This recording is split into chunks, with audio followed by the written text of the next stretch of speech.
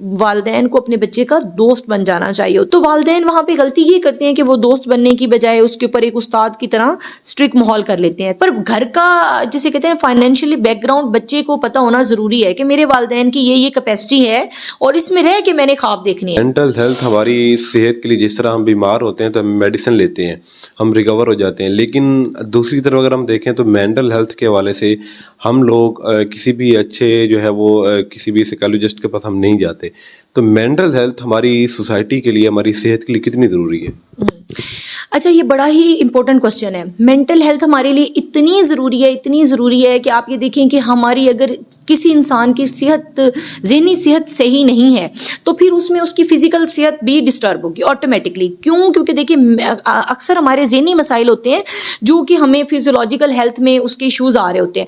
आपका पेट डिस्टर्ब होगा, कॉन्स्टिपेशन होगी, आपको हेडेक रहेगी, बिला वजह का जिसे कहते हैं ना कि आपको एक अजीब सा डिस्कम्फर्ट सा बना रहेगा।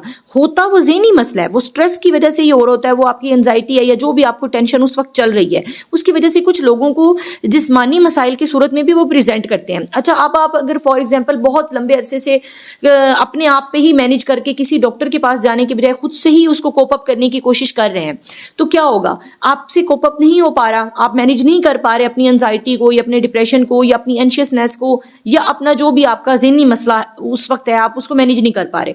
तो उसके रिजल्ट में क्या होगा? उसके रिजल्ट में क्या होगा कि लोग फिर बाद में बीपी हाई के साथ रिपोर्ट करते हैं। इससे आगे चल के आपकी हाइपरटेंशन, जैसे मैंने आपको जिक्र किया कि बीपी हाई हो जाता है, क्योंकि जब आपने कंटिन्यूसली माइंड पे इतना प्रेशर दिए रखना है, एक चीज को ओवरथिंक करते रहना है बार बार और अपने लिए एक अजीब ही आपने माहौल क्रिएट किया, तो क्या होगा? आप जिंदगी को एंजॉय नहीं कर सकेंगे। आप एक जिसे कहते हैं ना क्वालिटी ऑफ लाइफ, वो आपकी नहीं होगी। आप जिंदगी तो गुजार रहे होंगे, डेफिनेटली आप अपने बाकी टास्क भी कर रहे होंगे, पर क्वालिटी ऑफ लाइफ नहीं होगी। मेंटल हेल्थ हमारे लिए क्वालिटी ऑफ लाइफ के अकॉर्डिंगली बड़ी जरूरी है। अगर हम इस चीज पे फोकस करते हैं कि हम अपनी मेंटल हेल्थ को इंप्रूव रखें तो फिर तो आपको जिसे कहते हैं ना जिंदगी गुजारने का सही मजा भी आएगा और आप अपने टास्क भी फुलफिल कर सकेंगे और बाकी चीजें भी होंगी।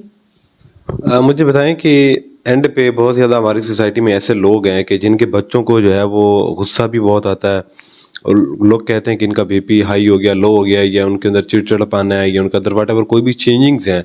तो वो माँ बाप को क्या पैगाम देना चाहेंगी कि वो अपने बच्चों की लापरवाही बरतने के अलावा वो अपने किसी अच्छे डॉक्टर के पास उनका चेकअप करवाएं? ये औकात हमने देखा कि वो बाबों के पास जा रहे होते हैं, पीरों के पास जा दम करवा रहे होते हैं, लेकिन जब सीवियर किस्म की मामला चले जाते हैं तो देन वो फिर किसी अच्छे कंसल्टेंट के पास जाते हैं। तो उनको वो क्या पैगाम देना चाहेंगे?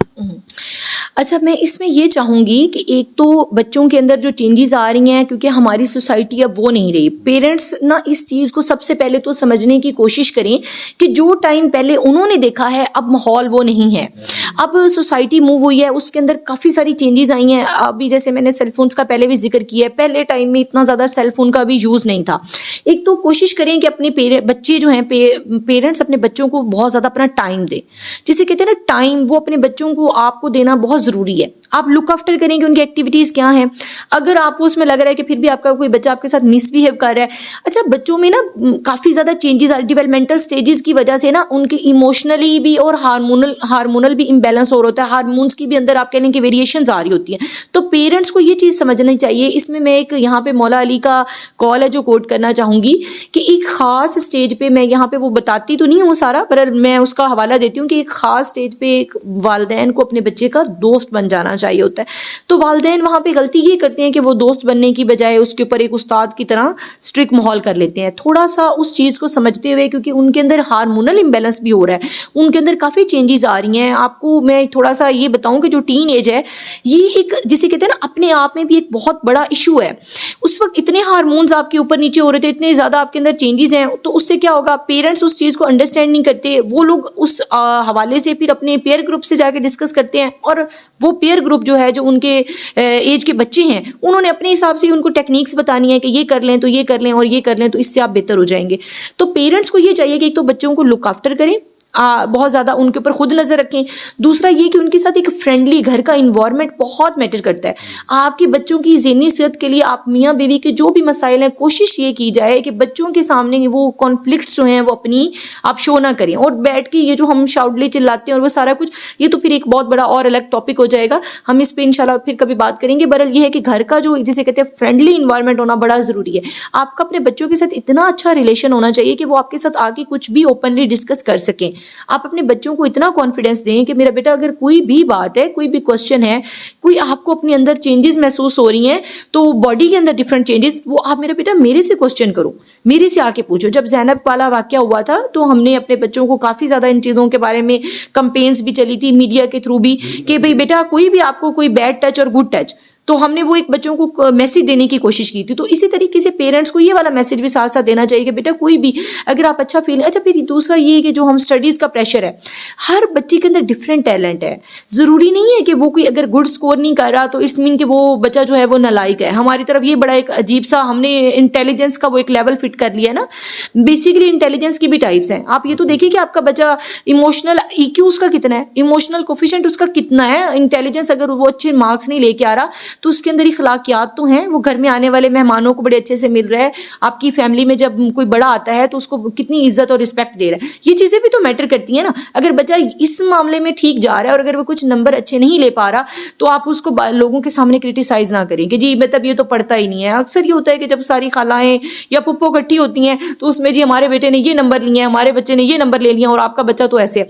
अपने बच्चों को बाकियों के सामने कभी भी जिसे कहते हैं ना कि इंसल्ट करके उनको वहाँ पे जी पूरी उनकी क्लास लगवा के सबके सामने, ये चीज़ें नहीं। जो भी आपके इश्यूज़ हों आप कोशिश करें कि रूम में बैठ के आराम से दोनों डिस्कस करने की कोशिश करें कि मेरा बेटा ये इशू है, यहाँ पे ये आ रहा है, आपको इस तरह से। और थोड़ा एक चीज़ ये मैं पेरेंट्स से रिक्वेस्ट करूँगी कि अपने वसाइल का अपने बच्चों को साथ के साथ ही बताया कि मेरा बेटा आपके वालिदैन जो हैं वो फाइनेंशियली इतने स्ट्रॉन्ग हैं, वो यहाँ तक मेरा बेटा हमारी लिमिट्स हैं, हम यहाँ तक मैनेज कर सकते हैं और यहाँ तक हमारी लिमिट्स नहीं है।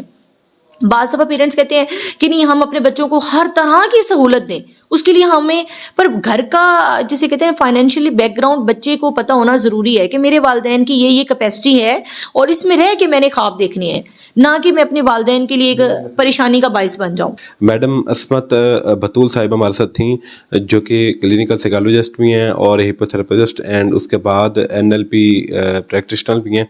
बहुत सारी बातें इन्होंने की जो हमारी सोसाइटी के लिए अगर हम उनको अडॉप्ट करते हैं तो देन हम एक अच्छे मेंटल हेल्थ से जो है वो हम अपने आप को इम्प्रूव कर सकते। अपने मेज़बान को दे इजाज़त, अल्लाह निगहबान।